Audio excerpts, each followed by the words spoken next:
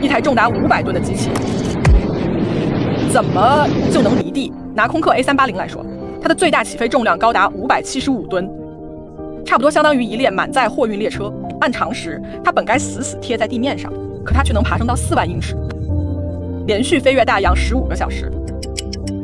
本能告诉我们，这根本不可能。但物理学说并非如此。今天我们就来拆解飞机起飞时到底发生了什么。看完这期视频，我保证你再看起飞会完全是另一种感觉。它不再像是轻轻一跃而起，而会像一场物理学奇迹。因为你在现代航空里看到的每一个细节都不是多余的，那是1个多世纪以来无数失误的结果，一次次失败的原型机，以及人类倔强的想征服天空的工程积累。很长一段时间里，人类其实并不是在飞行，我们只是坐在热气球里飘着，任由风摆布。这一切在19世纪发生了改变。当时乔治·凯利爵士意识到一个改变飞行史的关键点，要飞起来。你需要的不只是机翼，你还得把升力和推力分开。随后奥托·李林塔尔登场了，他驾驶着简陋的滑翔机，冒着生命危险，只为了证明弯曲的机翼才是抓住空气的秘密。但真正的爆款时刻发生在1903年，莱特兄弟证明了沉重的机器不仅能靠发动机飞离地面，更重要的是它还能被控制。但第一次飞行只持续了12秒，比一条可跳过的广告还短，但它改变了一切。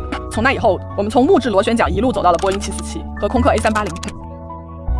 但关键来了，无论是1903年的滑翔机，还是今天500吨的巨无霸，背后的物理规律都没变，飞行依然只是一场高风险的平衡游戏。那么最终问题来了，一大块金属到底怎么能一直飘在空中？答案不是魔法，而是4种基本力之间持续不断的拉锯。想象每一架飞在空中的飞机都被4根看不见的绳子拉着。第一种是重量，重力总想把飞机往下拽，与之正面抗衡的是升力，由机翼产生，把飞机往上拖，然后是发动机提供的推力，推动飞机向前，最后是阻力，也就是空气本身在试图把它慢下来。整个秘密就在于平衡，把它想成一个移动中的跷跷板。当升力和重量相等时，飞机就能保持高度；当推力和阻力相等时，它就能保持稳定速度。但只要这种平衡被打破，一切就会改变。想爬得更高，你需要更多升力；想飞得更快，你需要更大推力。你在天空中看到的每一次平稳动作，其实都是对这4种力精确控制的结果。这里没有魔法，只是物理学在认真工作。接下来的问题就值100万美元了。空气这种看起来又轻又薄的东西，到底怎么把一整架空中堡垒拖上天？你可能听过最常见的解释，机翼上方的空气路程更长，所以它必须流得更快，才能和下方空气同时抵达。这说法听起来很顺，也很合理，但这并不完全对，至少不只是这样。所以我们来看看真实发生了什么。先从机翼的形状说起，上表面是弯的，下表面更平，但更重要的是，机翼还会稍微倾斜，迎着来流。工程师把这叫做迎角，你自己也可以很直观的感受一下。把手伸出车窗外，手掌放平，几乎没什么感觉，把手掌稍微向上倾一点，你会立刻感觉到一股强大的力量把手往上推。那么为什么一点点倾角就能让空气变得这么有力量？因为你的手或者飞机机翼在同时做2件事。第一，它会让上方压力变低。当你的手一倾斜，流过上方的空气会变得更快，绕着弧线流动。空气越快，上方压力就越低，这会把机翼往上吸。与此同时，它还会把空气向下偏转，你的手再切入气流，把空气往下压。而按照最基本的作用力与反作用力，你把空气往下推，空气就会以同样大小的力反推你的手。这种组合，上方更低的压力，再加上空气被重新导向后产生的向上反推力，就是让500吨金属稳稳穿行在云层中的原因。但迎角也有极限，而且后果很严重。不是越大越好，升力不会因为机翼倾得更厉害就无限增加。如果飞行员把机头抬得太高，气流就再也没法顺着机翼弧面贴附流动。你可以把气流想成一个冲浪者，正顺着斜坡往上滑。如果坡度太陡，冲浪者就会被甩出去，而不是平稳贴着表面滑过去。在航空里，这就叫失速。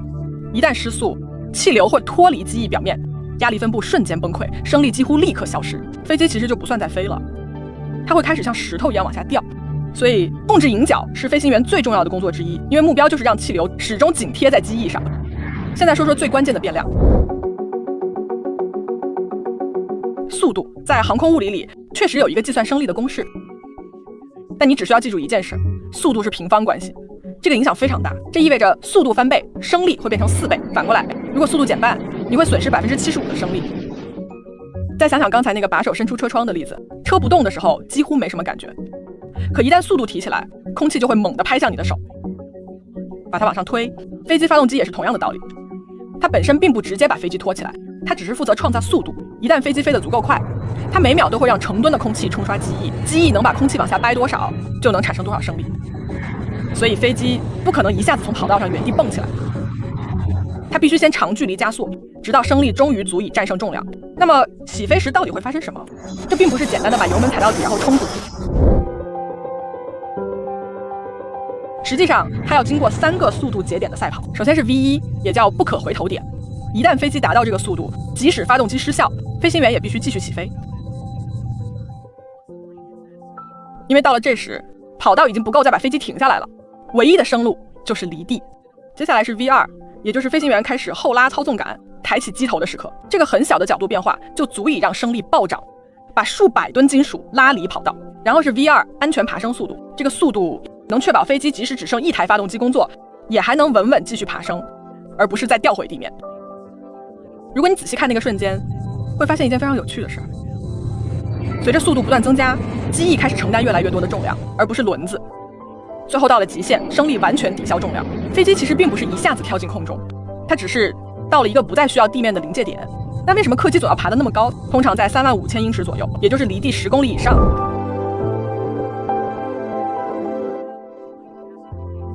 答案很简单，你飞得越高，空气就越稀薄，而稀薄的空气让飞机飞起来更轻松。你可以把它想成跑步，在人行道上跑步已经够累了，要是你在游泳池里跑，很快就会累趴下，因为水会阻碍你每一个动作。低空空气也差不多，它更厚，所以飞机必须更费力地穿过去。飞得更高，空气更稀，飞机就能用更少的燃料飞得更快，这也是航空公司每年能省下数百万美元的原因之一。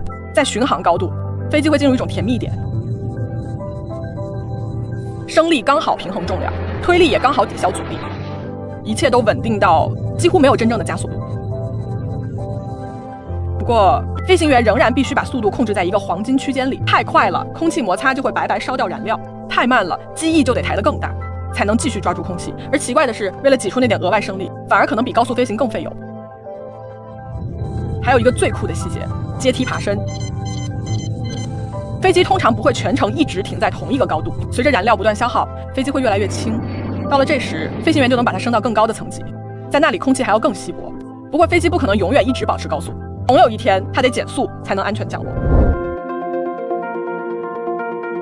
问题是，速度越低，升力掉得越厉害。那这500吨金属在降落时速度越来越慢的时候，怎么不从天上掉下来呢？答案就在你窗外。你要是留意起飞或降落，就会看到机翼开始不同，像变形金刚里才会出现的事儿。它会变形，后缘的翼面向下放出，前缘的部件也会向前滑出。简单来说，这会把机翼变得更像一张巨大的降落伞，它变得更弯更大，这样飞机就能抓住更多空气，在低速下也保持足够升力。机翼前缘缝翼尤其关键，它们像一条条小通道，引导更强的气流沿着机翼上表面流动，帮助气流保持附着，即使飞机抬起机头也不容易分离。而且如果你一直担心发动机坏了，飞机会不会直接掉下来，这里有个真实例子。2001年，一架空客 A330 在大西洋上空耗尽全部燃油，却还是滑翔了大约120公里，最后安全着陆。原因很简单，飞机飞起来需要速度，但不一定非得依赖发动机推力。当动力消失时，飞机就更像一辆下坡滑行的自行车，它把高度换成前进速度，只要机头保持稍微向下，让速度足够维持，机翼就仍然能产生升力，把你一路送回家。到了跑道前最后一刻，飞行员会做一个叫拉平的动作，他们会轻轻抬起机头，有点像你跑步时想减速，身体微微后仰，抬头会让机翼变成一块巨大的空气刹车，减缓下沉，帮助飞机平稳落到跑道上，而不是硬生生砸下去。轮子一接地，机翼上方的扰流板就会立刻弹起，把残余升力彻底压掉，把飞机牢牢按回跑道。接着刹车和反推开始接管，把这头庞然大物慢慢停住，把全部重量重新交回起落架。所以当你看到一架巨型飞机腾空而起时，我希望它不再像魔法，我希望你看到的是精密之美。人类没有征服重力，我们只是学会了把大自然最严苛的一些规则变成了属于我们自己的翅膀。飞行不再只是鸟类的专利，它是人类真正理解物理世界运作方式后的结果。在视频结束前，我想留给你一个连专家都会争论的问题：想象一架飞机停在一条巨大的传送带上，当飞机开始向前移动的同时，传送带以完全相同的速度向后移动。在这个疯狂的设定里，你觉得飞机还能起飞吗？还是会永远卡在原地？把你的答案和你的推理写在评论区。